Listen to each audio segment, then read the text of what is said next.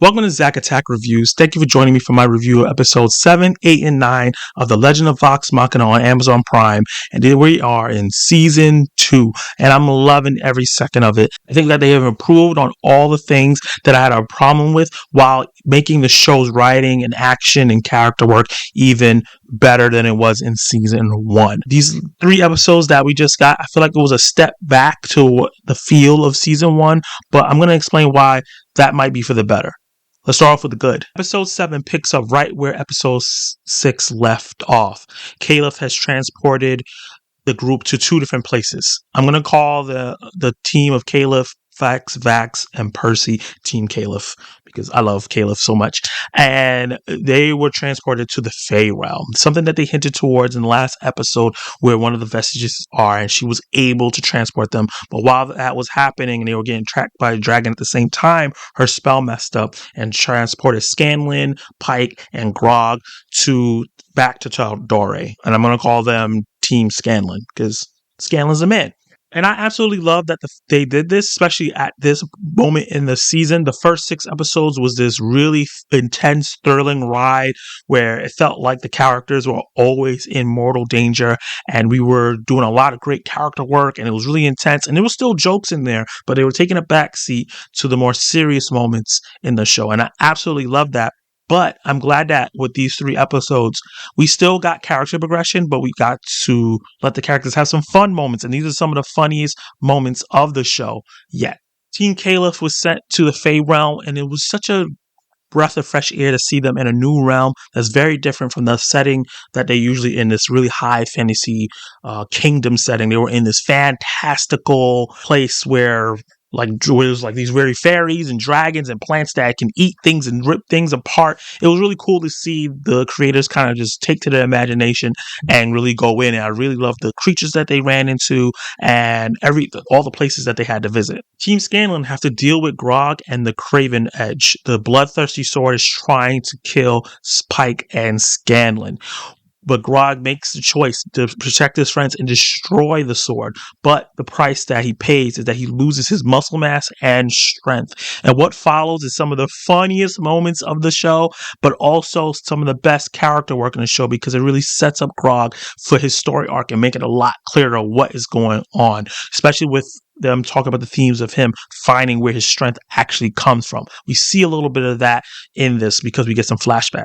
Team Caliph, as they travel through this wondrous land that's dangerous and funny and fun, meeting this little elf-like character that's trying to help them, and he has this really funny part where he's like taking notes, and we think he's spying, but he's actually drawing like sexual versions of the characters, which, oh man, had me in tears.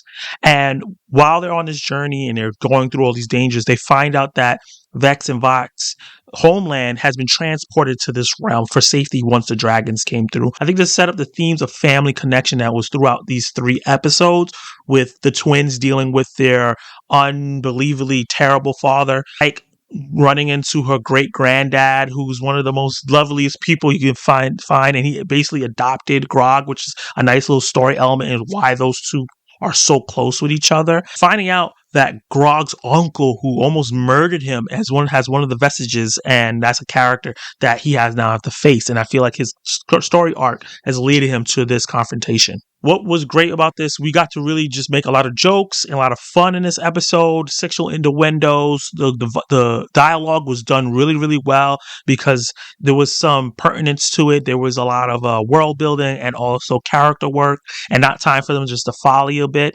And with Grog losing his strength and everything, with Scanlan like riding him through the woods and him riding him in the river and him just complaining, I think the voice actor for Grog did a fantastic job of making Grog's spirit just really, really funny because he's just been this big bouldering muscle this whole time. And they even mention it with Team Caliph saying, damn, we don't have our healer and we don't have our muscle.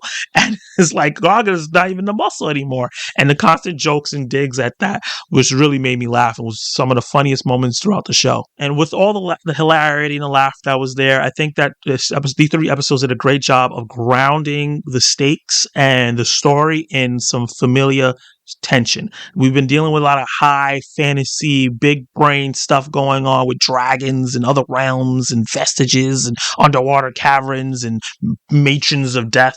But this was just the characters dealing with their insecurities, with their family, and how they're trying to help one another work through that. And I think that not only does this bring the group together and show them that they don't know everything about each other, but it also connects us as a viewer, to me at least. Let me know in the comments below if you felt like that as well, to the characters even more, and ground them in reality a bit, where you're like, okay, I understand that relationship. I've either seen it before, I've gone through it myself. Episode 9 shows us where we're heading in these final moments. Vex facing off against this wood sorcerer that was trying to play on her insecurities, her sadness, and lure her into giving in and him corrupting her. Her overcoming that and turning into one of the best battle sequences that we've had in the series and this season, and getting one of the vestiges. But I like that it didn't just fix her problems, it just made her realize it, and then she has to work on herself. And I thought that was amazing writing.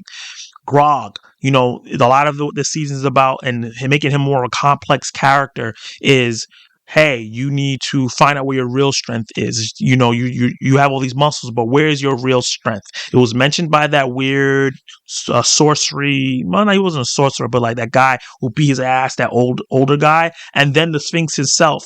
And now we're seeing he's standing up to his uncle, who has vestiges, who's much bigger without his strength. And I feel like this is going to lead to him to understanding what his true strength, what his heroics, and what he stands for. And I really, really like where they're going with that. Now let's get into the bad.